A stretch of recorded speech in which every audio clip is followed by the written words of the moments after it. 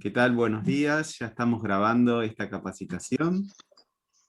Hola, buen día. Buen día. Hola, buen día. ¿Cómo les va? Buen día. Buen día. Buen día, Leandro. Hola, profe. Buen día a todos. Buen día.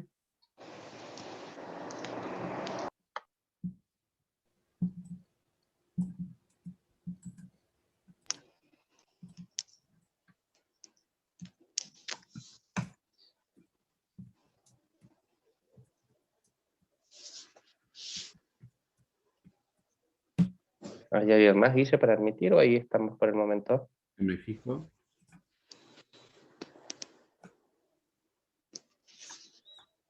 Hasta ahora estamos todos. Sí.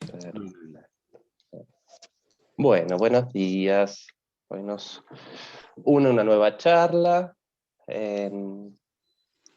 Ahora nos va a presentar Eunice Yarce Pinzón, que nos dio la charla anterior, a la profe, que nos va a contar un poquito hoy. Les cuento también que dentro de la charla va a haber una actividad, lo cual va a requerir el uso del celular. Se los voy adelantando para que lo tengan a mano.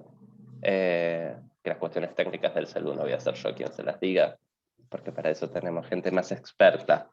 Bueno, Eunice, buen día, bienvenida. ¿Querés dar inicio? Hola, buenos días a todos. Bendiciones y bueno, muy contenta de estar aquí nuevamente con ustedes. Bueno, hoy nos acompaña la profesora Diana Lagos Salas. Es terapeuta ocupacional, tiene una maestría en discapacidad, tiene el entrenamiento básico y avanzado en neurodesarrollo y también tiene el entrenamiento en integración sensorial certificada pues como debe ser. Y en este momento ella es la docente encargada de la práctica formativa en pediatría en el Hospital Infantil Los Ángeles en la ciudad de Pasto de Nariño, Colombia.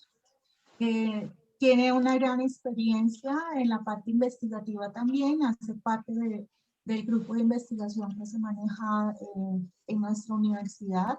Y bueno, en este momento ha sido doctora de desarrollo tecnológico para manejo que tiene que ver con pediatría. Bueno, eso será de pronto otra experiencia que quisiéramos comentarles. Bueno, entonces le doy paso a la profe Diana Lagos, quien les va a dar también unas instrucciones para esa actividad que vamos a generar ahora. Bienvenidos a todos y bueno, muchas gracias.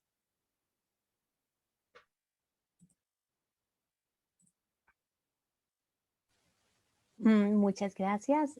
Buenos días a todas y a todos. Para mí es un verdadero placer esta invitación y generar estos vínculos de alianza y compartir experiencias de formación que son tan importantes y nos ayudan a nutrir mucho desde nuestra profesión.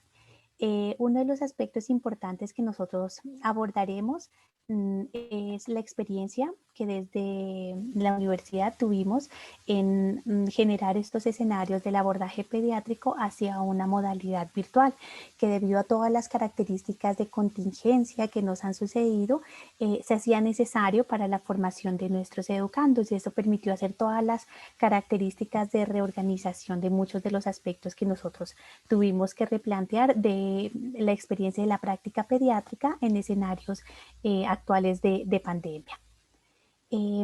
Dentro del proceso, como lo indicaron previamente, les vamos a solicitar dos cosas. Para realizar la actividad práctica, que en sus celulares puedan descargar esta aplicación gratuita que se llama Apex, y adicionalmente puedan ustedes en el transcurso de la charla o busquen tener una foto donde ustedes se coloquen de pie completamente con los brazos hacia abajo sobre una superficie clara, que sea ojalá una pared blanca o una pared de color marrón muy claro, habana, para que ustedes puedan tomarse la fotografía, y esa fotografía la guarden en el celular para que cuando utilicemos la parte práctica ustedes puedan utilizar esta aplicación, que es bastante interesante para manejar todo lo componente a algunos aspectos de organización de pruebas posturales que sirven desde la virtualidad. Y sé que va a ser un ejercicio que les va a gustar mucho y generalmente a uno le genera mucho interés de utilizar estas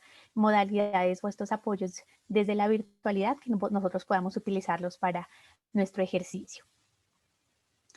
Les comentamos cómo fue el proceso. Entonces lo que vamos a ver hoy es contextualizar qué llevó a hacer esos procesos de una transformación de lo práctico a lo virtual y cuáles fueron los lineamientos que nos llevaron a hacer esas transformaciones en la práctica de pediatría.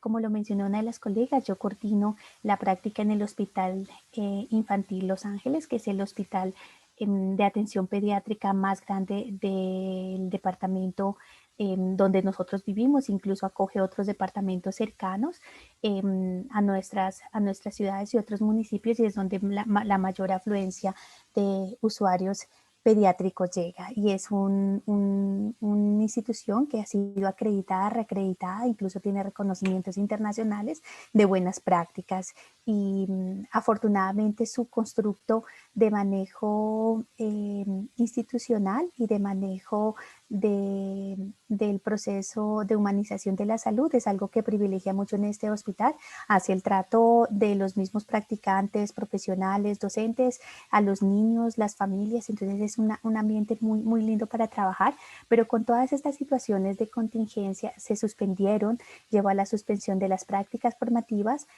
se han retomado ya este año, pero al inicio del semestre nosotros vimos que teníamos que garantizar una forma en que nuestros estudiantes tuviesen la posibilidad de generar procesos prácticos, ¿sí? Que no solamente fueran análisis, videos, revisiones de temas, sino que pudieran llegar a una comunidad real.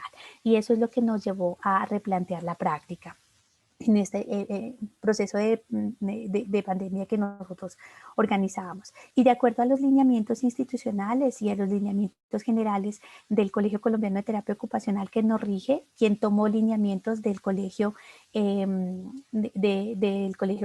colegio que tomó muchos de los lineamientos de su colegiado en Argentina, porque fueron los primeros en generar posicionamiento sobre el trabajo de telesalud en pandemia.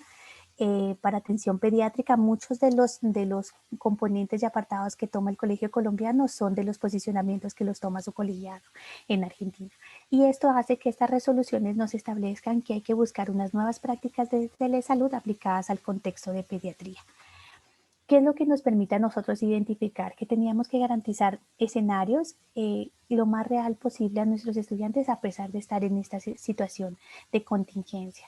Que la participación fuera continua y que los procesos de entrenamiento, formación se tuvieran mantenerse en el contexto y con las necesidades del contexto. Y esto implicó también la consideración de nuevos abordajes, por eso vamos a utilizar un ejercicio de una app que lo que nos permite a nosotros es tener como una relación a qué otros instrumentos nosotros desde la virtualidad podemos utilizar. Y esto generó que nosotros replanteáramos la utilización de la virtualidad como formador y proceso y qué medidas teníamos que favorecer para que verdaderamente lo ejecutáramos con un trabajo de proyección social vinculado a la universidad. Entonces esos fueron como los componentes que nos indicaron a nosotros por qué generar este proceso de ajuste para las prácticas.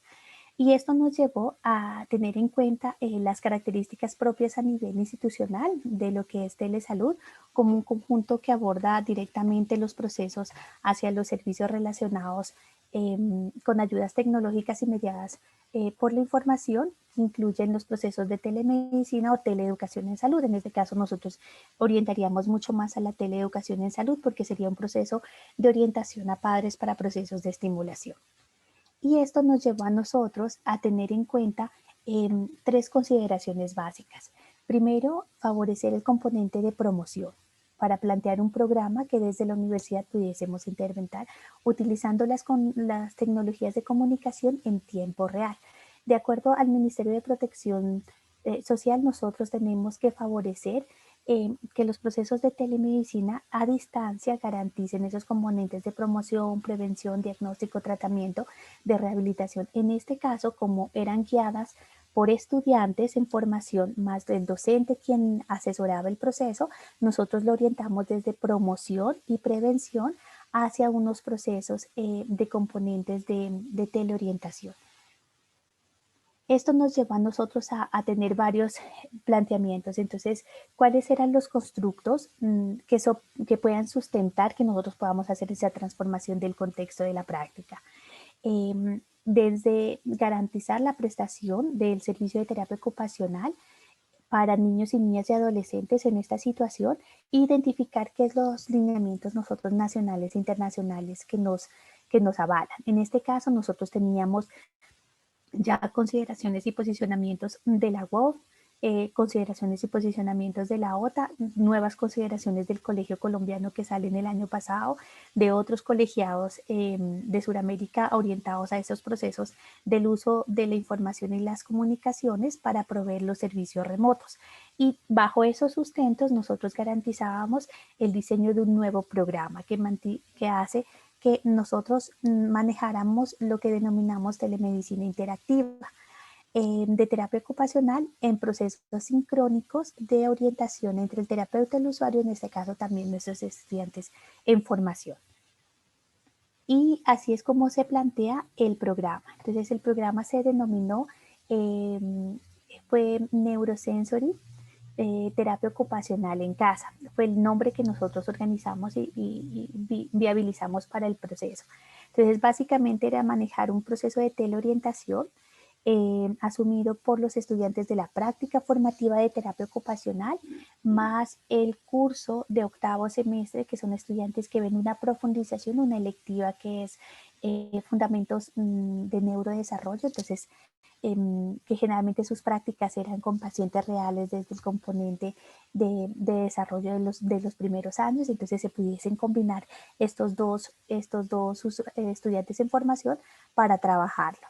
Y la propuesta iba dirigida, estábamos analizando cuáles eran esos ciclos vitales que necesitaban mucho más asistencia, porque sabemos que todos teníamos escolares con ciertas situaciones particulares, pero también existe la práctica de terapia ocupacional en educación. Entonces, en este caso, nuestro campo, que era más pediátrico, los usuarios que manejábamos en hospitales eran mucho más pequeños, se orientó la propuesta para los hijos de funcionarios de nuestra institución que se encontraban entre 0 y 5 años. Y así fue como cuando se socializó el proyecto, este fue el proyecto final. Entonces, cuando hablábamos de funcionarios, nos referíamos al personal de apoyo, administrativos, docentes, asistenciales, secretaría, directivos, todo el personal que hace forma, las personas de servicios generales, todos los funcionarios de nuestra institución podrían participar con sus hijos entre 0 a 5 años, que fue la edad seleccionada para participarlo. Y éramos 2 docentes las responsables de manejarlos, porque hay 2 unidades donde se hacen las prácticas pediátricas, una unidad infantil más el hospital, y se organizó un formato.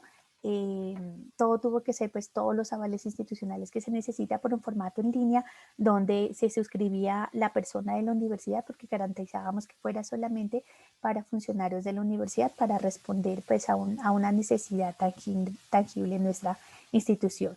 Diligenciaban el usuario, había 2 horarios, en la mañana o en la tarde, con los grupos. Entonces ellos diligenciaban las edades y ya poníamos en marcha el programa y la asignación de cada uno de los niños del grupo de papás a cada uno de los estudiantes en formación. Y esto nos llevó afortunadamente a tener un grupo aproximado de casi 25 participantes. No fue posible más porque no nos daba el número de estudiantes para atender tantos, porque tuvimos una demanda un poco más alta, pero tuvimos que llegar a un momento de decir, bueno, solamente podemos atender a estas primeras personas inscritas porque no nos da el tiempo de poder atender más chiquitos de nuestra comunidad. Y esto nos permitió a nosotros hacer el acercamiento de esas prácticas orientadas a procesos de estimulación. Entonces, todo el proyecto se orientó a generar procesos de estimulación. Y esos procesos de estimulación estaban enmarcados primero por la formación a cuidadores, que para nosotros era fundamental. Por eso se acordaban los horarios con los padres de familia en los días específicos del programa, y dentro de las horas había, pues, una mediación entre de 8 de la mañana a 12 del mediodía, y se escogía en cualquiera de esos horarios, en acuerdo el acompañamiento que se debía llevar, la consigna inicial de cuál era el objetivo, cómo se iba a trabajar con los padres, cómo iba a ser la preparación de las sesiones. Los niños siempre debían estar acompañados por un adulto mayor de edad, que era una de las consignas, y vamos a ver ahora todos fueron los lineamientos de la creación del programa que tuvimos que llevar a cabo para la organización, y obviamente todos los componentes legales desde el consentimiento informado, porque trabajamos con menores de edad. Esto nos llevó a nosotros a identificar que uno de los aspectos importantes, y generalmente lo repetíamos mucho, era el empoderamiento de ese rol parental. Muchos de nuestros padres en estas edades, donde eran niños, la mayoría de los participantes del programa son niños de 3 años. Yo creo que casi el 70 o el 80% de los niños que están participando en el programa son niños entre los 3 a los 4 años. Que si nosotros hacemos ese análisis, eran estos niños que iban a iniciar su etapa escolar, pero por esta situación trataron de ensayar modalidades virtuales que a veces no funcionaron a los 3 años, de continuar esos procesos, o por todas las situaciones que se presentaron, ya no ingresaron a los procesos escolarizados. Los jardines todavía en nuestro país apenas están empezando a escalonar alternancia. Son muy pocos los que están, son muy pocos y privados. Los que están apenas en el mes de marzo generaron algunos pilotos de alternancia para los jardines infantiles. Entonces era una población que no ha tenido la experiencia de compartir con otras personas, de compartir otros procesos, y los papás estaban, por lo que alcanzamos a percibir, necesitaban herramientas que pudiesen utilizar dentro del hogar de procesos de estimulación con estos niños y en esas edades. Tenemos una edad más, en las otras edades están muy pocos, 2 o 3 participantes de 5 años, y hay dos participantes menores a 1 año, bebés. Entonces la mayor población se concentra en los 3 y 4 años de edad. Eso nos permitía a nosotros la asistencia remota, evitar los desplazamientos que tuviesen que generar. También salvaguardaba a los estudiantes en ese momento de las características, y se organizaba para que se pudiera utilizar dentro de todos los medios. Afortunadamente la universidad tenía la plataforma institucional, y a través de la plataforma institucional y la plataforma que se usó para las grabaciones, los encuentros virtuales, fue la plataforma de Meet, desde el mismo correo institucional, que es de muy fácil acceso, fácil uso, y para los padres fue muy fácil acomodarse a la plataforma. Esto nos permitía a nosotros vincular que nuestros estudiantes pudieran hacer esas transiciones, entonces de pasar de una presencialidad, porque muchas veces se utilizaban los mismos escenarios de la universidad, a componentes de virtualidad. Y esto es un diagrama, y vamos a analizar cómo se fueron presentando. Entonces estamos el entrenamiento a estudiantes, y lo vamos a ver ahora cómo se hizo procesualmente ese entrenamiento, el modelamiento de sesiones, porque fue necesario que las docentes modeláramos una secuencia, orientáramos, porque era una transición, ¿sí? Toda su carrera preparándose para mucha asistencia presencial en entornos físicos específicos, ahora pasar a un entrenamiento del desarrollo de esas actividades dentro de la virtualidad también requería una preparación, unas orientaciones. La plataforma, como lo mencionamos, fue una plataforma institucional que se utilizó, y adicionalmente ustedes lo van a ver, nosotros tenemos también la plataforma Moodle, donde ellos tenían que manejar como las secuencias de lineamientos de evoluciones, de las sesiones, de los materiales, del análisis de la actividad. Para que todo llegara a ese resultado final, ellos tenían que seguir un proceso de preparación, tal como se lo pediríamos en otros ambientes de atención terapéutica. Las consideraciones legales, que están más orientadas al consentimiento informado, hacer un proyecto que va desde la parte de proyección social, que nos ayuda a nosotros a organizar. El acompañamiento es el entrenamiento que hacemos nosotros, y la planeación, cómo fuimos desarrollando. Por lo tanto, entonces esto lo vamos a dividir en dos: el entrenamiento, cómo fue el entrenamiento de los estudiantes, y cómo fue el modelamiento de las sesiones. Para los modelos se utilizaron unos más que otros, o sea, participaron varios modelos, pero ustedes van a ver como unos que teníamos mayor énfasis para el uso, o algunos enfoques, y para el entrenamiento y modelamiento de las sesiones, ellos miraron secuencias, se los entrenó, se los organizó, hacían un análisis simple de la actividad que tenían que enviarla previamente a sus docentes para hacer las orientaciones, ajustes, utilizaron diferentes apps virtuales, vamos a utilizar una de ellas para los componentes de evaluación y seguimiento, sobre todo con los niños que eran más grandes. Entonces, ¿cómo fue el proceso de práctica? Nosotros pensamos que dentro de los contextos teníamos que favorecer dos componentes fundamentales, el componente sensoriomotor y el componente de análisis de desarrollo madurativo por las edades que teníamos.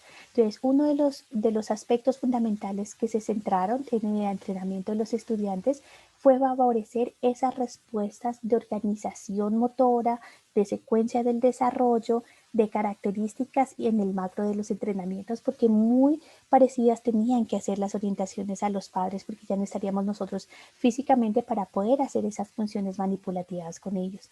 Y el desarrollo sensorial tendría que darnos pautas de maduración, de características de preferencias sensoriales para la generación de esos componentes lúdicos durante las actividades. Adicionalmente, esos componentes sensoriales nos permiten también relacionar ciertas características de adaptación del niño al ambiente, de adaptación a las actividades y aspectos de maduración de cada uno de los componentes para la selección y organización de las actividades. Así nosotros empezábamos a relacionar por qué era tan importante este componente sensorial. Ellos tienen un curso dentro de la formación donde se establece esas características del procesamiento sensorial, pero es importante retomarlo y tenerlo en cuenta porque uno de los aspectos fundamentales que nosotros íbamos a trabajar es empezar a hacer esas lecturas del confort y de las regulaciones fisiológicas que estaban teniendo, porque muchos padres nos indicaban un incremento de una baja tolerancia a la frustración, un incremento de la habilidad emocional que estaban teniendo los niños en esa edad, de dificultad de hacer flexibilización de ciertas áreas en el juego, en la organización. Entonces nosotros teníamos que también aprender a relacionar esas características sensoriales de nuestros niños desde las características propias que nosotros vemos. Nosotros analizamos esta imagen, identificamos obviamente un niño con mucha desorganización fisiológica, un niño que está llorando, un niño que su postura es desorganizada, que nos inclina, nos orienta una desorganización, la cabeza hacia un lado, los brazos a los otros, que yo no lo veo organizado en línea media, que veo que hay un disconfort altamente presentado, me va a indicar que no es un bebé o no es un niño que está preparado en este momento para hacer algún ajuste postural para el aprendizaje, para la organización. Yo tengo que verificar la regulación fisiológica del niño con el que yo trabajo para saber que a nivel de su componente emotivo comportamental está dispuesto para que nosotros podamos hacer un proceso de intervención. Y cuando estas manifestaciones se exacerban, mirar como signos de alerta importantes para que nosotros podamos organizar. Entonces es diferente cuando nosotros vemos a estos niños que lo ve organizado, su patrón, su conducta. Por eso muchas de la parte de neurodesarrollo que entrenábamos tiene que ver con eso, con ese análisis de la postura y de la conducta motora de nuestros niños, que nos da a nosotros mucha respuesta de lo que está pasando sensorialmente. Por eso nosotros recordamos que la doctora Giners nos dice, vemos motor, pensamos sensorial. Lo motor es la conducta que nosotros observamos. Lo motor me dice si el niño se tropieza varias veces. Lo motor me indica que hay una inmadurez en ciertos patrones de coordinación bilateral. Eso es lo que yo observo. Pero sensorialmente, ¿qué está pasando? Posiblemente tenemos signos de inmadurez en procesamiento somatosensorial o tenemos características de reactividad muy marcadas que afectan la regulación fisiológica que hace que su componente adaptativo no sea tan bueno. Entonces nosotros siempre vemos motor, vemos conducta, pero tenemos que pensar sensorialmente qué le está pasando a este niño para que esa desregulación se esté presentando, qué es lo que sucede para que esté presentándose. Y esto era importante porque para nosotros dentro del programa los padres empiezan a ser un factor determinante. La intervención a los niños era fundamental, pero lograr que esos padres generaran patrones como heterorreguladores son muy importantes. La doctora Ruth Tillman es una de las grandes exponentes donde nos indica que uno de los aspectos fundamentales de la base de la calidad de la interacción precoz tiene que ver con esos procesos de regulación con padres. Y los padres tienen que generar estrategias de percepción efectiva, de percepción de logro. Por eso cuando nosotros iniciamos las sesiones, decimos, mira papá, vamos a necesitar esto, lo estás haciendo muy bien. Ahora papá, tú muéstrale, mira. Y los estudiantes tenían que hacer muchas demostraciones, ahora hazlo tú y el niño te va a copiar mucha de la acción motriz que papá hacía. Entonces ellos necesitaban sentir y cuando lo hacían y hacían actividades en casa, esa percepción de logro fuera significativa. Y eso generaba correspondencia con el proceso que nosotros íbamos trabajando. Las preferencias sensoriales eran importantes, por eso cuando hacemos anamnesis, identificar esas preferencias lúdicas, esas preferencias de tipos de exploración de ambientes también eran importantes para la organización y estructuración de las sesiones. Estos rasgos iban generalmente más asociados a los niños pequeños que teníamos en el programa, que son los estímulos reguladores primarios, cuando vemos esos niños con conductas fisiológicas que puedan estar afectando la organización, cuando vemos estos bebés que se irritan, que no duermen muy bien, que se despiertan varias veces, que presentan conductas de irritabilidad cuando los colocas en prono, ciertas conductas que ya te están indicando el componente motor, que hacen pensar que posiblemente hay algo más de origen sensorial que puede estar afectando su proceso de maduración. Y eso nos hace a nosotros analizar por qué este trabajo con padres es tan importante y cómo nosotros empezamos a generar esas prácticas de orientación y el trabajo que son tan favorecedoras cuando las organizamos. Desde los niños muy pequeños, y hay una investigación supremamente interesante de Andrea Mira, terapeuta ocupacional chilena, que habla de la importancia de reconocer que en el nacimiento hay el nacimiento de dos nacimientos, el nacimiento del bebé como el nacimiento del nuevo yo de esa madre y los factores asociados importantes a nivel sistémico que deben organizarse alrededor del apoyo de mamá y de papá y generalmente en las sesiones a veces se alternaban, una vez estaba papá, estaba la abuela, estaba el tío, era un cuidador diferente quien alternaba la participación y tú veías con quién el niño era más efectivo en esas actividades. Esto también llevó a la organización de consideraciones, entonces hacíamos un recorrido recordando cuáles son esas contribuciones de sistemas básicos, porque en el proceso de la organización y en la percepción de las modalidades sensoriales para el desarrollo, era importante que ellos reconocieran los aportes de la prepercepción, no solamente como aquellos procesos que nos permiten a nosotros tener conciencia de la posición de nuestro cuerpo en el espacio, sino que también están derivados para la generación de respuestas de enderezamiento y de alineación de la cabeza, de tronco con otras partes. Y eso va a hacer que ellos aprendan a utilizar diferentes planos. Entonces, como estábamos con niños, cómo favorece el prono para la extensión de tronco, el plano inclinado o el plano vertical cuando el niño está de pie y apoya las dos manos, cómo favorece para generar cargas de pesa equitativo, trabajo de balance de pelvis. Entonces, estas secuencias eran para reconocer cómo diferente input, modificando el plano de trabajo, facilitaba la ejecución de las actividades. Dentro del componente que nosotros veíamos a nivel vestibular, y este era clave porque como muchas de las acciones iban a ser con los elementos que tenemos en casa, la construcción y la selección de los elementos según la necesidad y las características vestibulares de nuestros usuarios eran importantes. Desde que se mediara, y nosotros sabemos la importancia que tiene, y la doctora Susan Smith-Royle cuando trabaja con infantes lo hace de una manera muy asertiva en indicar que generalmente el dominio de la gravedad está mediada por el desarrollo de la sensación vestibular y esto nos permite que en la medida que el procesamiento vestibular empieza a generar una configuración de maduración mayor, nosotros vemos respuestas de enderezamiento y de manejo del cuerpo y del espacio mejor. Por eso este sistema vestibular trabaja muy coordinadamente con otros sistemas, con sistema propioceptivo para el control motor y con sistema visual, y por eso muchas de las consideraciones para el control motor ocular.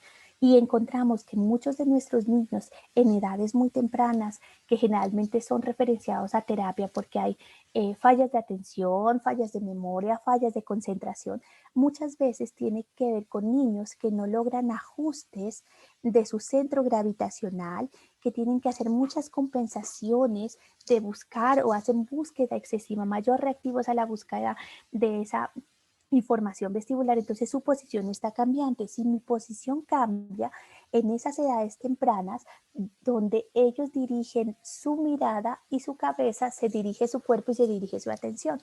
En este caso, el niño que se levanta, que se apoya, que está mirando al techo y obviamente no mantiene fijación visual y no tiene los componentes posturales, no tiene una extensión de tronco, un balance simétrico en hombros, una extensión de cuello, para tener esa capacidad de sostener la cabeza firme y poder ver a mi docente cuando se desplaza en el aula y mantener niveles de fijación por más tiempo, pues sus procesos cognitivos se van a afectar a nivel de atención, memoria y concentración. No porque haya una base cognitiva que esté afectando, sino porque hay posiblemente una base sensorial de maduración del procesamiento del componente vestibular y otros sistemas asociados que están afectando estas características. Otro de los componentes importantes que nosotros consideramos en estos aspectos es empezar a hacer también las orientaciones de la selección de los elementos para la utilización en casa. ¿Esto qué implicaba? Ya teníamos que modificar porque posiblemente no íbamos a tener el scooter, no íbamos a tener la hamaca, no íbamos a tener los equipos suspendidos que nos encantan tanto trabajarlos en proceso terapéutico y teníamos que trasladarlos a un proceso en casa.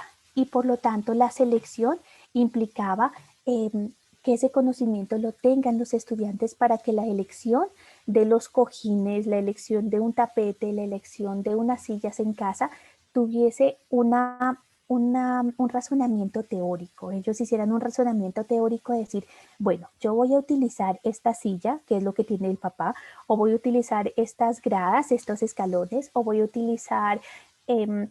tenían la fortuna de que en esa casa tenían un resbaladero, entonces voy a utilizar este resbaladero. ¿Pero por qué? O sea, ¿por qué lo voy a utilizar? No porque está en la casa y es lo único que tiene. Yo tengo que buscar qué voy a producir, o sea, ¿por qué ejecuto esa actividad? ¿Qué voy a generar en el niño y cómo va a favorecer a un proceso ocupacional?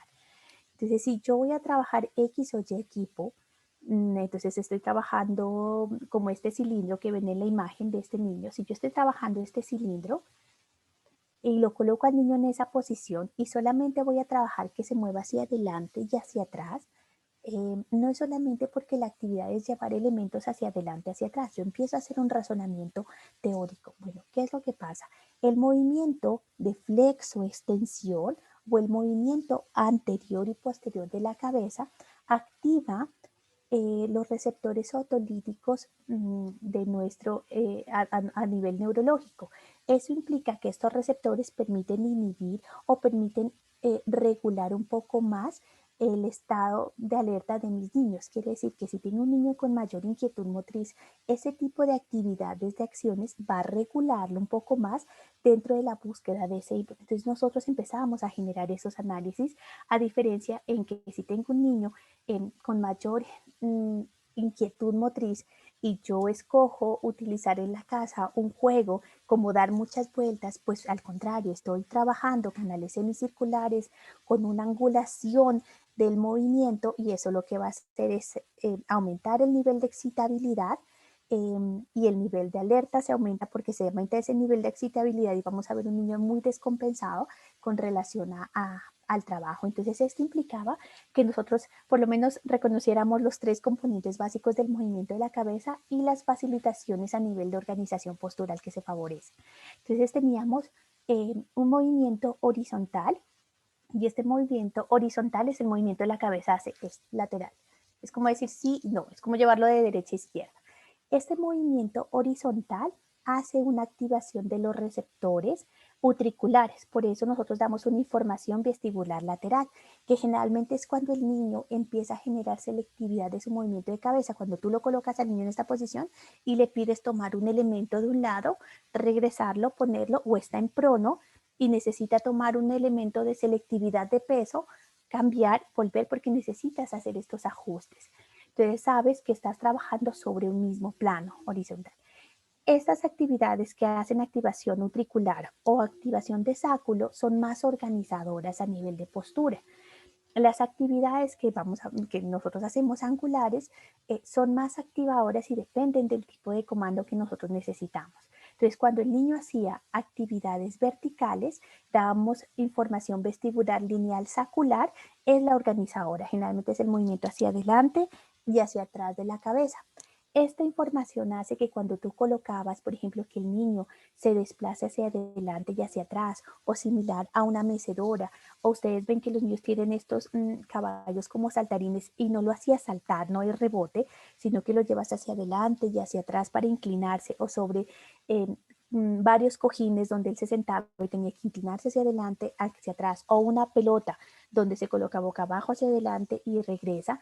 Estamos favoreciendo ese posicionamiento. Entonces, saber una secuencia donde posiblemente yo trabajo información vestibular sacular lineal de organización, de esa forma regulo un nivel más óptimo de alerta de mi niño y ya puedo trabajar unas actividades perceptuales, de mesa, que requieran unas demandas posturales o de atención mucho más específicas. Entonces lo que hacíamos era que ellos en la secuencia tuvieran qué sesiones o qué actividades fueran preparatorias para organizar, cuáles activaban y cuáles inhibían, y así pudieran ir organizando la estructura de las secuencias, porque en ese momento ellos eran los mediadores que teníamos para trabajar con padres para estos procesos.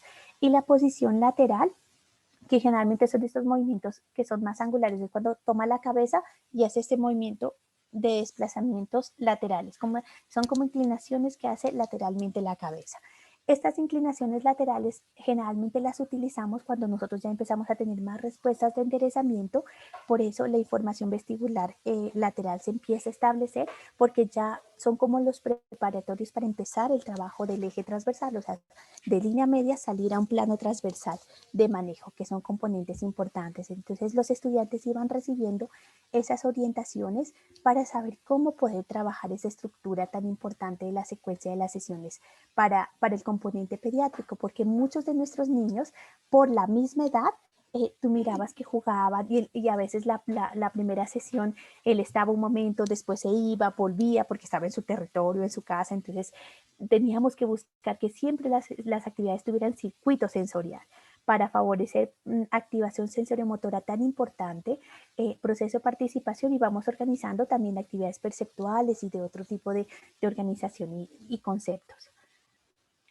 Y así pasábamos también a los entrenamientos desde los componentes posturales. Entonces, muchos de los aspectos que nosotros organizábamos ya era un recurrente constante. Entonces, cuando en el componente sensorial, para los estudiantes era más claro saber hacia dónde enfocarse, cómo organizarlo, qué tipo de privilegios. Pero cuando trabajamos estas partes del componente postural, era muy importante precisar el componente ocupacional del trabajo desde los enfoques de desarrollo.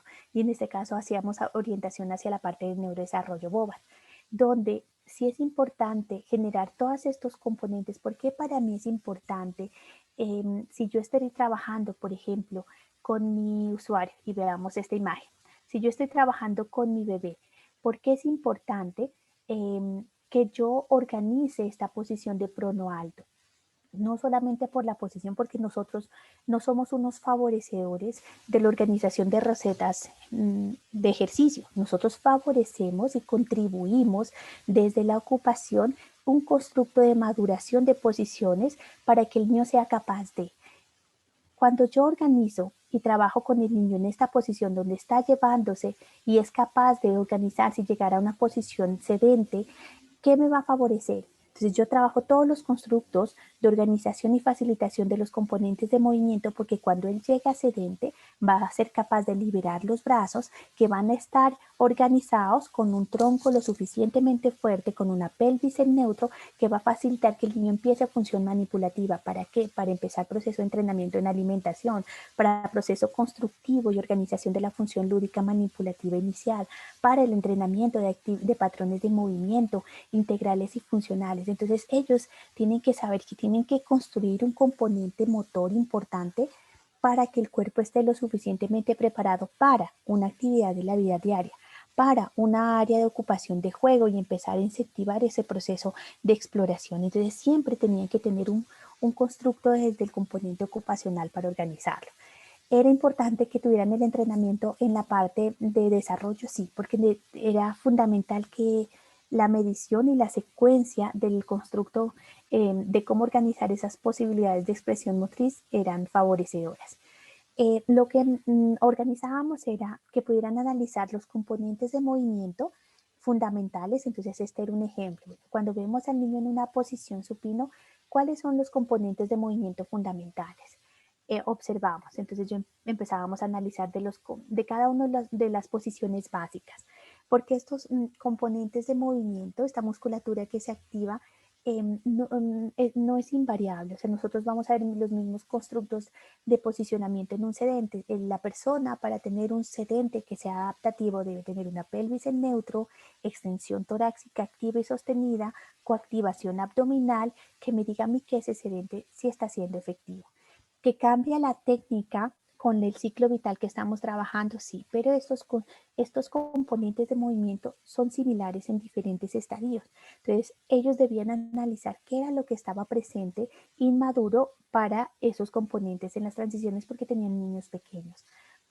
Y empezábamos a analizar los constructos para línea media. Entonces, en línea media, ¿qué observábamos? Organización, cómo está presente, si ustedes observan esta primera imagen, cómo está organizada línea media. Si la cabeza, la mirada, el tronco está organizado en línea media. Si nosotros ya empezábamos a ver movilidad simétrica, ondulatoria de miembros inferiores y miembros superiores, hasta qué edad nosotros veíamos que se mantiene la pelvis en apoyo cuando empieza a hacer las movilizaciones. Esto nos permitía poco a poco que nosotros empezáramos a comprender que se iba trabajando. En la medida que el niño logra organización de línea media, ya empieza a hacer rotaciones laterales por la integralidad de la función tónica, de los reflejos tónicos, porque ya no va a una respuesta tónica, sino que él empieza a integrar procesos de modulación del tono muscular que permiten la integralidad de los reflejos tónicos que llevan a esta distribución del tono muscular. Entonces ellos empiezan a comprender cómo son los constructos motores y van organizando los componentes de cada uno y para poderlos estimular también. Entonces, ¿por qué es importante llegar a esa exploración de la visión vertical? O sea, cuando el niño ya en esta posición, miren la cabeza, elonga la musculatura posterior del cuello, baja la cabeza y el bebé empieza a generar la dirección de visión vertical. Esa visión vertical es fundamental porque es la que va a permitir que el niño más adelante en su componente lúdico, en su componente de exploración de juego, sea capaz de mantener una visión orientada a la tarea. Entonces hay constructos de maduración importantes para tener en cuenta en los procesos terapéuticos. Las exploraciones, cuando el niño empieza a explorar segmentos inferiores, cuando toma las manos, cuando las lleva a las bocas, toda la activación abdominal que se genera, el levantamiento de la pelvis, el pasar de retroversión a neutro y anteversión, todos los componentes motores importantes a tenerlos en cuenta que nos permitían a nosotros generar más adelante patrones importantes. Entonces, analizábamos el componente motor, pero qué patrones nos están favoreciendo a nivel madurativo que podamos trabajarlos ocupacionalmente. Y esto hacía que más adelante ellos tuvieran que hacer un análisis y cada uno de ellos hacía constructos de revisiones temáticas de los componentes posturales. Entonces, ¿qué analizar en línea media en supino? ¿Qué analizar en el prono? ¿Qué analizar en sedente? ¿Qué analizar en la bipedestación? ¿Qué analizar en cada uno de los patrones de marcha, arrojar, carrera? Porque muy seguramente estos patrones motores tenían que ser utilizados dentro de los componentes terapéuticos y ellos al ajustar la altura de los planos, lo que se utilizaba en casa, diera una respuesta a estos análisis que iban ejecutando. Entonces nosotros empezábamos con niños más pequeños, características, bueno, qué es lo que nosotros vemos a nivel de reja torácica, cuando la reja está ascendida, cuando debe descender, en qué edad ya debe ser ovoide, qué pasa si no es ovoide, qué impacto tiene sobre la pelvis, no va a generar movimiento, se va a mantener oblicua, todas estas consideraciones de maduración. Y cuando ellos ya recibieran el entrenamiento y hacían una revisión, tenían estos componentes. Entonces veíamos verificación de videos de desarrollo típico y atípico de los niños, un análisis que hacían ellos de revisiones. Primero tenía que ser una revisión temática para llegar a este entrenamiento. Después recibían en línea, porque todavía no teníamos habilitados los laboratorios, entrenamientos del terapeuta, y aquí ustedes ven fotos, fotos del docente haciendo la orientación del entrenamiento, y los estudiantes participando en esa orientación de los entrenamientos. Ellos mismos tenían que tener elementos similares, muñecos, ajustes para que pudieran ir organizando. Y finalmente pasaran a este tipo de modelamientos, que eran videos que la docente se organizaba, se grababa orientando las facilitaciones y los posicionamientos que se iban llevando a cabo para la organización, y de esta forma tuvieran como los entrenamientos suficientes para poder pasar ese proceso práctico. Y después ellos hacían unas guías. Si ustedes observan, estas son unas guías posturales donde aparecen ellos con familiares de su casa. A veces lo hacían con adultos, con niños, y empezaban a hacer unas guías que les permitieran a ellos tener una retroalimentación de cómo serán las modificaciones de las posiciones que se iban organizando. Ustedes aquí ven otra guía, son los mismos estudiantes participando y explicando cuáles eran las consideraciones posturales necesarias, los componentes de movimiento para facilitar, y esas posiciones, qué acciones permitían. Entonces, cuando yo ya llevaba al niño en prono, ¿qué puedo trabajar desde prono? ¿Qué puedo trabajar desde bípedo? Desde el componente ocupacional. Esto fue ya la segunda parte. Después de que ellos recibieran ese entrenamiento previo, ya estaban más preparados y tenían más herramientas en su formación para orientarse al trabajo. Entonces, este es el más importante, es el consentimiento informado, que se entrega a los padres, donde ellos diligencian, registran, nos permiten trabajar, hacer grabación de las sesiones para trabajarlo. Este era un formato de evaluación donde ellos tienen que hacer pues aplicar pruebas, manejo de SID, caracterización ocupacional que tiene que hacerlo, y este es un ejemplo del análisis simple de la actividad que nosotros manejamos en terapia ocupacional. Y esto hace que nosotros trabajemos estos lineamientos. Entonces no vamos a verlo, pero son los lineamientos generales, los institucionales de la plataforma, el consentimiento, los procedimentales de cómo ellos llevaban a cabo las sesiones, cómo lo organizaban. Y ahora ustedes van a ver un ejemplo de cómo preparaban esa secuencia de sesiones para tener un modelo de aproximación. Entonces, estas sesiones nos permitían a nosotros cómo fue el constructo y la secuencia y la experiencia de la programación. Entonces, nos permitía que todas las sesiones, el 100% de las sesiones previas al trabajo con los padres, ellos debían ingresarlas en una plataforma Moodle para que fueran revisadas, orientadas y monitoreadas por las docentes. Cada sesión tenía su análisis de la actividad, era un análisis simple, donde adicionalmente se integró también el manejo visual de los elementos para que eso también fuese llevado cuando se trabajaba con los padres, se daban las orientaciones, modificaciones, y ya para estar listas para la sesión con padres. A los padres se les mandaba por lo menos con 24 horas de anterioridad, un día antes, los materiales, o hasta 2 días antes.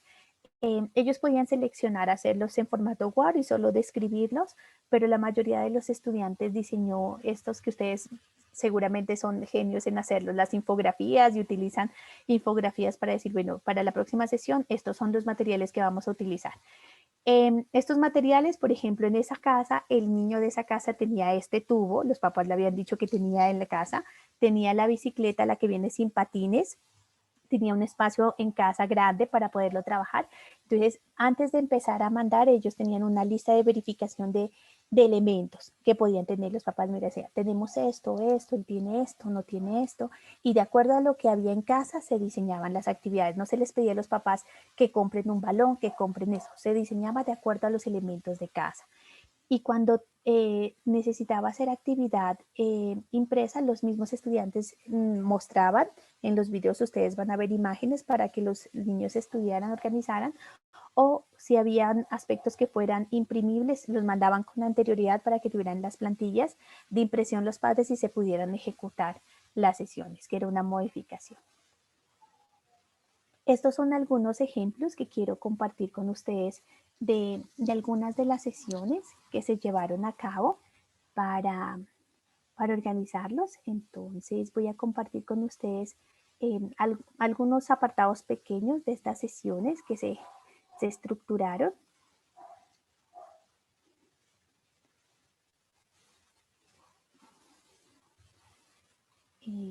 Permítanme un momento.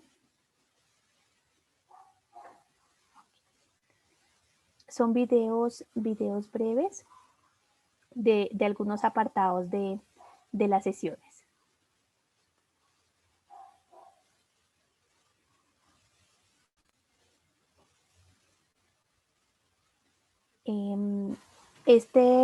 Son apartados, yo voy a ir pasando como a espacios para no ver toda la grabación pues de todas las 30 minutos de la sesión, sino algunos apartados. A ver, iniciemos de nuevo. ¿Estamos bien de audio? Guillermo, ¿me confirmas? Perfecto, muy bien. Se escucha muy bien. Sí. Un sol y una luna que se contaban las historias que ocurrían en los bosques de la tierra. A mí me encanta, voy a ponerlo otra vez, miren la cara de la niña, cuando ellos le presentan, o sea, ella, ¡ah! Es un cuento, entonces era, mamá, ¿cuál es el cuento que más le gusta? Entonces, yo creo que los estudiantes se volvieron expertos en todos los temas. Ellos sabían todas las series de superhéroes. Recuerdo un grupo que preparó, este niño era amante de Avengers y preparó toda la secuencia en una estructura y ellos se sabían partes de la película y para que él subiera, bajara, organizara, la estructuraron en esa secuencia. A ella le encantaban este tipo de cuentos. Entonces, fueron haciendo estos análisis. Voy a colocarlo brevemente porque yo creo que una de las partes más bonitas de esto es ver la expresión de la nena. Miren la expresión de la niña. A ver, iniciemos de nuevo. Había una vez un Sí. sol y una luna que se contaban las historias que ocurrían en los bosques de la tierra. Listo, entonces le vamos a pedir a Amalia que esté bien atenta a este cuento, que son los 3 cerditos, y después vamos a mirar unas imágenes, ¿listo? Había una vez un sol y una luna que se contaban las historias que ocurrían en los bosques. Lo voy a adelantar ya cuando...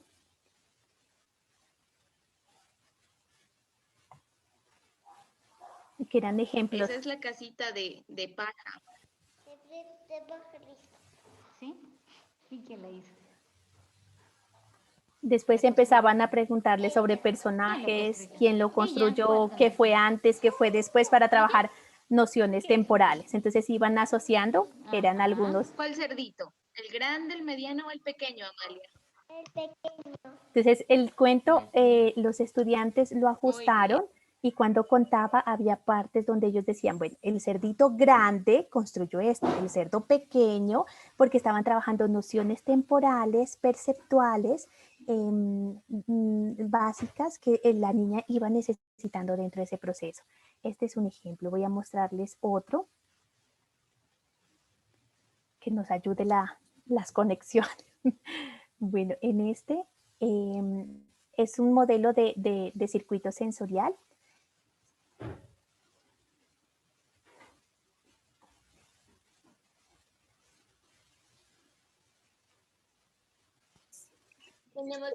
Permítanme, lo adelanto al apartado que necesitamos. Listo, mire, aquí tengo los míos en el piso. Vamos a colocar los cojines en hilera. Entonces, antes de empezar, la estudiante verificaba, bueno, papá, estos son los materiales. Y era como le habían mandado, necesitamos cojines, necesitamos un maletín y pelotas. Entonces, lo que en casa podríamos encontrar. Ahora ustedes observan que ella diseña el mismo circuito en casa, lo muestra para que papá y el niño lo vean y adicionalmente a veces los mismos papás, hay papitos que son súper participativos, hay papás que hacen las secuencias y se tienen que lanzar al piso, se lanzan al piso, si tienen que saltar lo hacen. Hay otros papitos que solamente dan instrucciones verbales, ustedes los han evidenciado en terapia también, entonces era un ejemplo. Así en hilera, separado uno de otro. ¿Listo, Joshua? Ayúdale a papi a colocar los cojines en el suelo. Coloca tú también un cojín. Eso, muy bien. Ahí en el suelo, muy bien. Luego el otro. Y el otro. Listo. Eso.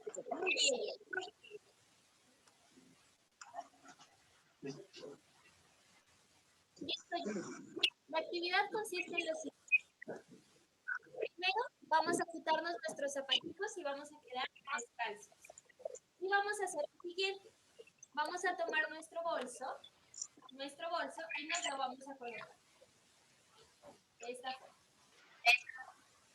Una vez que coloquemos nuestro bolsito, vamos a ubicarnos frente a nuestros cojines y vamos a ir pasando uno a uno.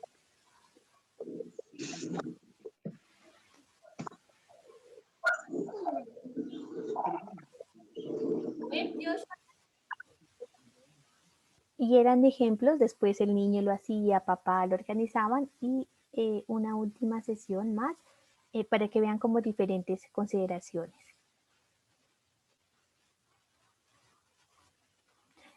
Nuestros estudiantes manejan uniformes institucionales de práctica y ellos debían estar con su uniforme institucional pues para dar la seriedad que complementaba el proceso.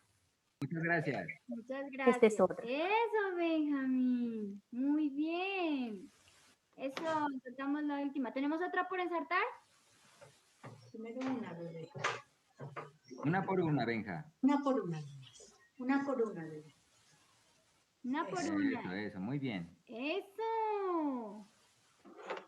Muy bien. Muy Excelente. bien, Benjamín. Muy bien. ¿Listo? Ya tenemos todas. Listo. Creo que ya están todas, ¿no? Listo. Es tan amable, vamos a coger una hojita y un crayón. Se la pasamos a Benjamín.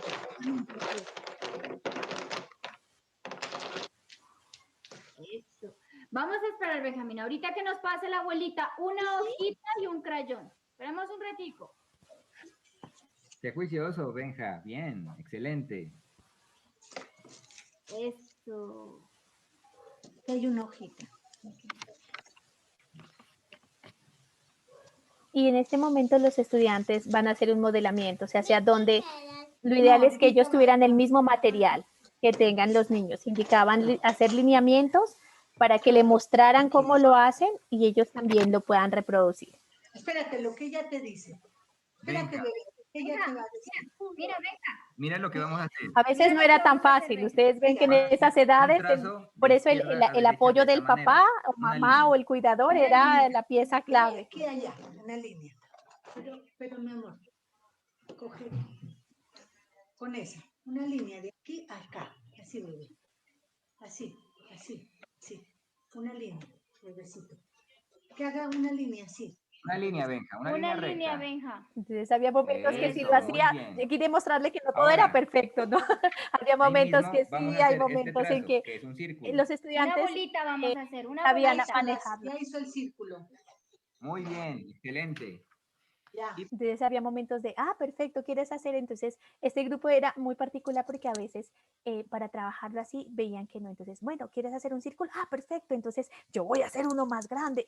Les tocaba sortear con lo que en ese momento se presentaba, que son situaciones también por la edad que nosotros podíamos presentar. Son algunos apartados, hay otras experiencias también muy bonitas que se reseñaron, pero era como para ver como las generalidades para trabajarlos. Entonces en este momento podemos dar un espacio de preguntas, o Guillermo me orientará si vemos el app y después del app damos el espacio de preguntas. Y nuevamente muchas gracias por la invitación y por este momento que pudimos compartir, y pues fuerza por, por Colombia, una más para organizar. Muchísimas gracias, Diana, por todo lo que nos estás enseñando. Excelente enseñanza, y las lindas experiencias que nos has compartido nos animan y realmente son muy, pero muy beneficiosas para todos nosotros.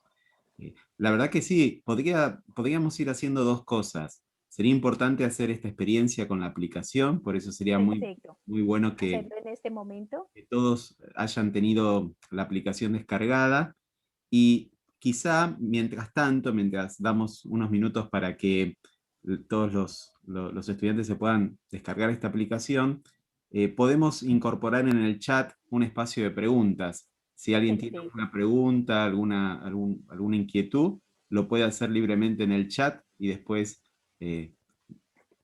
Diana puede ir leyendo y contestando en función de lo que crea conveniente. Así que es una buena oportunidad utilizar este espacio de chat para hacer consultas. Con mucho gusto. Perfecto. Entonces, yo creo que nos pueden ir confirmando también si ya la mayoría descargó la aplicación para ir haciendo la orientación de cómo la vamos a ir utilizando.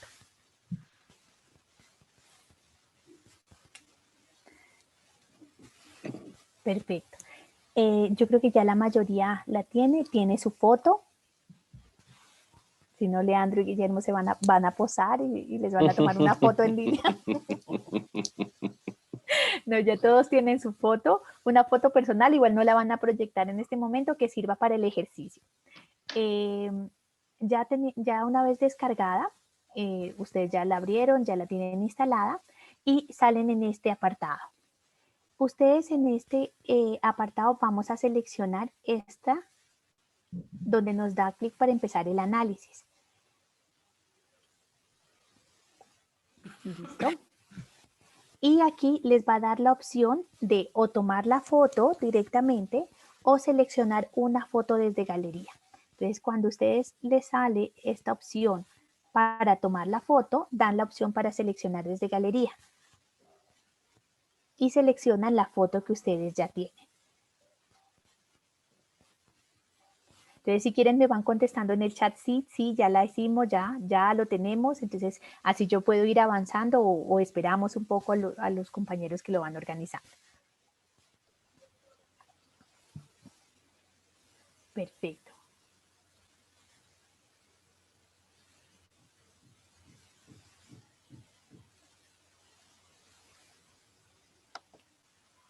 Muy bien. Y ya que la tenemos, entonces nosotros lo que hacen ustedes es que pasan su foto y cuando la pasan al sistema debe aparecerles esta cuadrícula con los cuadrantes para ver la parte postural. Perfecto. ¿Cómo vamos a organizarla? Ya que tenemos la foto dentro de la cuadrícula, para organizarla, me mide unos puntos específicos en la zona de cabeza, desde los maleolos, en la zona de acromión, bueno, la zona de cadera, rodillas y pies. ¿Cómo lo vamos a hacer? Si ustedes observan, en la aplicación les va a salir a ustedes este cursor. Este cursor ustedes tienen que dar clic sostenido en el celular, le dan clic sostenido para deslizarlo y este se moviliza al punto donde ustedes deseen que se mueva. La aplicación les dice dónde tienen que ponerlo. Entonces les va mostrando primero en las orejas, después le está mostrando en la línea media. Eso quiere decir que aquí nos muestra que es en el pie. Eso implica que yo tomo el cursor,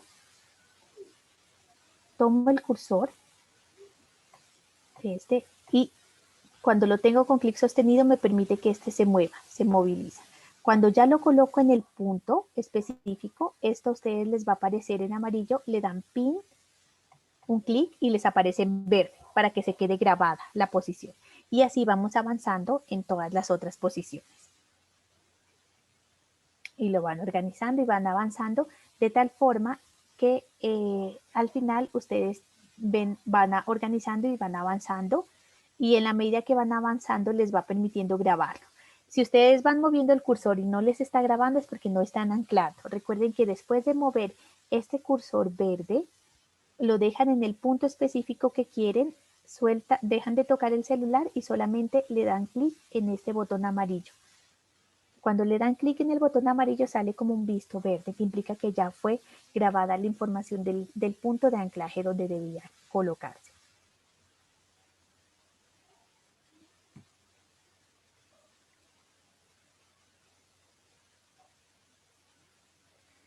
Y les permite ir organizando y al final ustedes cuando ya termina todo, les va a aparecer este modelo. Entonces ya terminan de organizar y les aparece ya todos los diagramas, incluso si hay ciertas compensaciones laterales que está haciendo nuestro escolar, posiblemente les va a aparecer unas líneas de lateralización y de medición alternas que puedan presentarlo.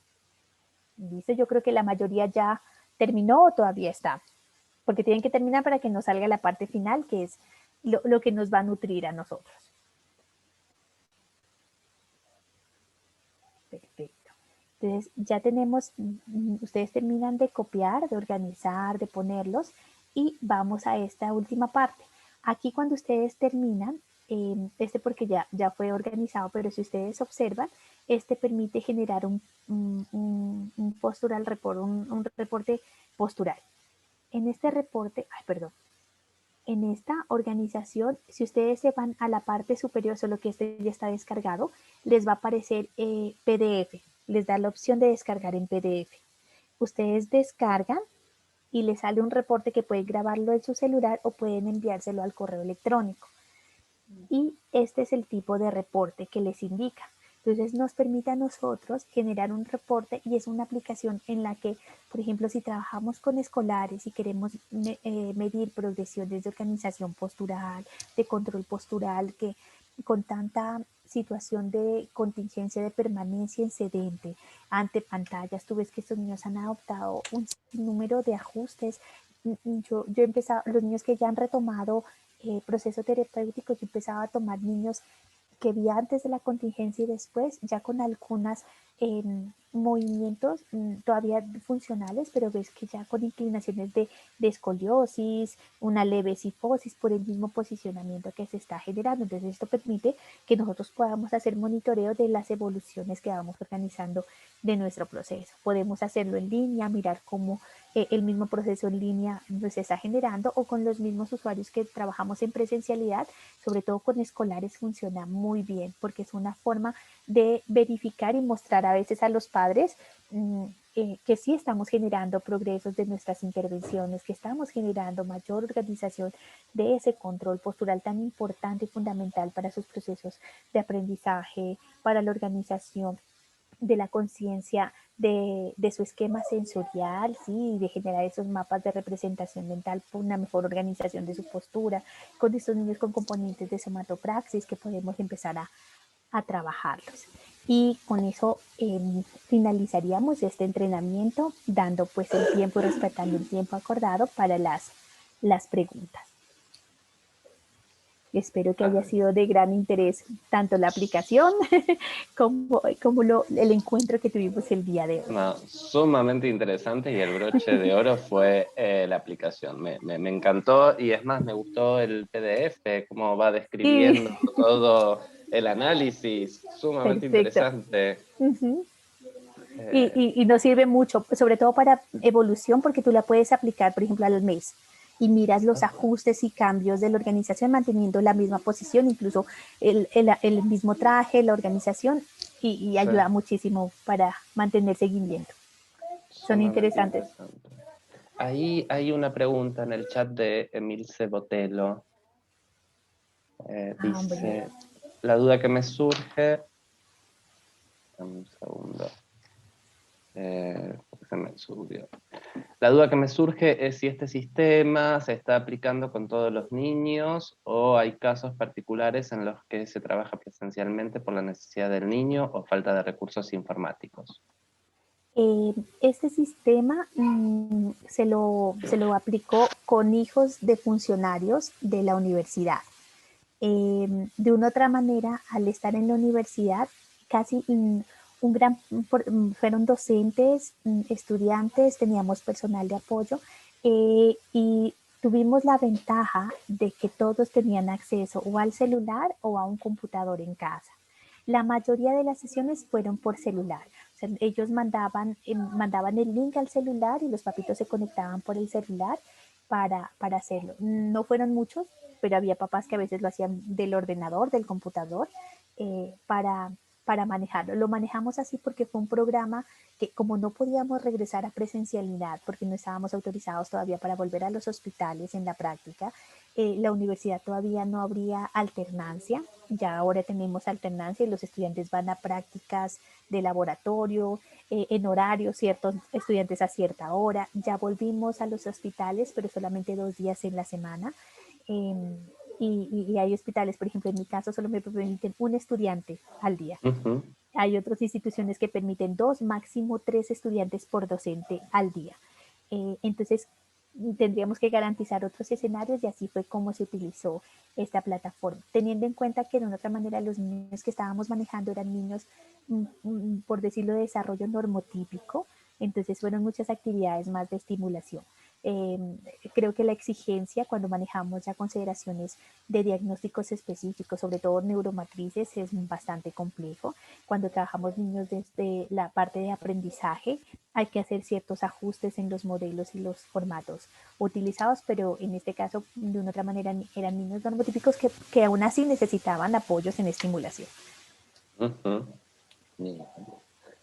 No sé si hay más preguntas, incluso pueden desmutearse y hacer la pregunta de manera oral si no quieren escribir. También, sí, perfecto. Emilce también nos dice que está utilizando, le pareció buenísima el app. Perfecto. Es como el chiche, nos diste el chiche del día. Ahora vamos a estar sacando fotos a toda la familia. Fotos a toda la familia. Yo lo hice. A ver, espérate. Madre, a mi abuelita, hasta con mi hijo. No, la primera vez que uno lo utiliza quiere a todos hacerle, y le muestra y uno es feliz para hacerlo, incluso cuando tú estás con los niños y presencial y le dices, mira, vamos a hacer esto, bueno, y claro, ellos lo ven y mira, y sale, claro. Mamá, tengo un hombro torcido. Entonces son características que pasan, porque ellos son muy expresivos para la organización. Entonces es una experiencia bastante interesante y muy, muy bonita que se hace con la utilización de estos recursos y desde la experiencia de práctica. Yo quería preguntar, buenas. Buenas. No, estaba probando la aplicación, muy buena, no la conocía. Estaba probándola con mi nena. Estoy haciendo el informe ahí, todo muy, muy bien. Después igual la voy a chusmear mejor con más detenimiento. Quería saber si los niños y niñas que participaron de este programa ya habían tenido experiencia con sesiones de terapia.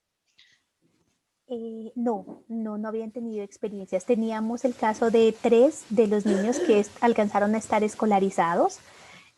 Tuvieron sesiones de virtualidad escolar, pero los padres dijeron que no. Pues después de 2 semanas, la virtualidad en su niño de 3 años no estaba funcionando y se retiraron del colegio, de los jardines.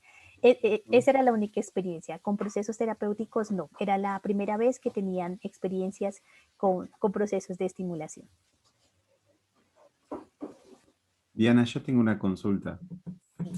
¿Cómo los estudiantes sabían qué actividades desarrollar, en qué enfocarse? ¿Había un proceso de entrevista, de evaluaciones previas? Sí. ¿Cómo llegaban a elegir ese tipo de actividades? Ellos tienen 2 sesiones antes de 2 sesiones de evaluación.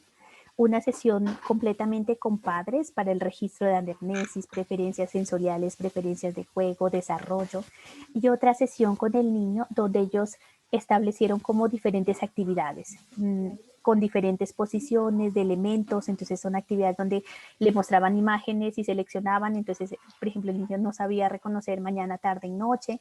Entonces ellos ya tenían que, primero antes de escoger, tenían que hacer un proceso de evaluación en 2 sesiones, una sesión completamente solo con padres y la siguiente le decíamos con una semana de anterioridad la preparaba ese papá para esta sesión y trataban de evaluar lo que más se pudiera. Entonces había unas actividades motoras, otras perceptuales, otras manipulativas, otras grafomotoras. En esa sesión de evaluación sí duraba con el niño 1 hora.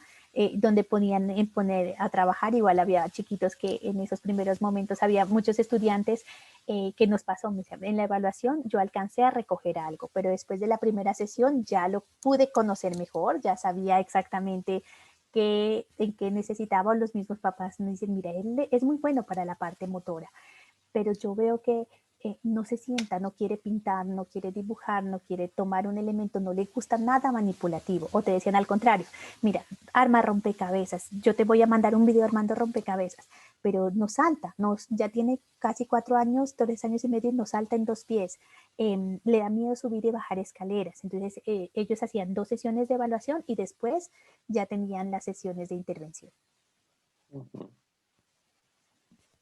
Bien. Gracias. ¿Solo se trabajaron problemas que ya tenían los nenes o también cosas que fueron apareciendo durante la pandemia? Excelente, Guadalupe.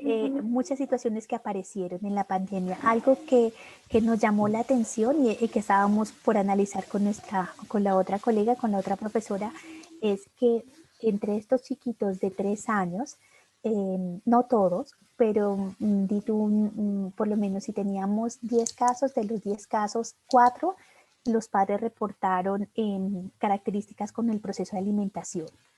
Selectividad alimentaria, disminución de la ingesta, que se fueron presentando. Otros manifestaron características a nivel comportamental, entonces mayor irritabilidad, la parte de...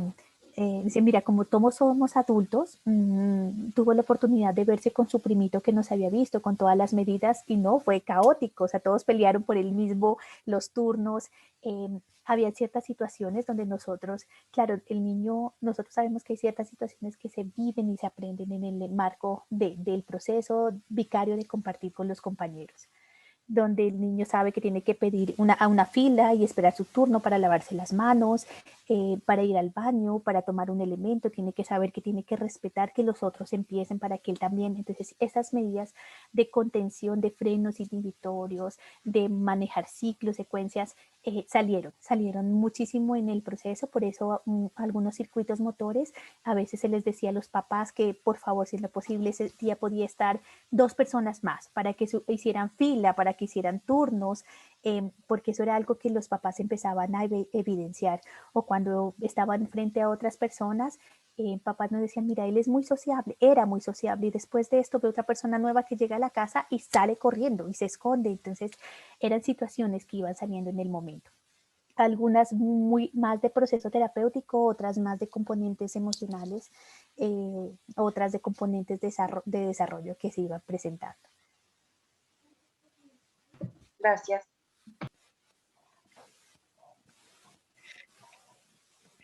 Bien, ¿alguna otra pregunta?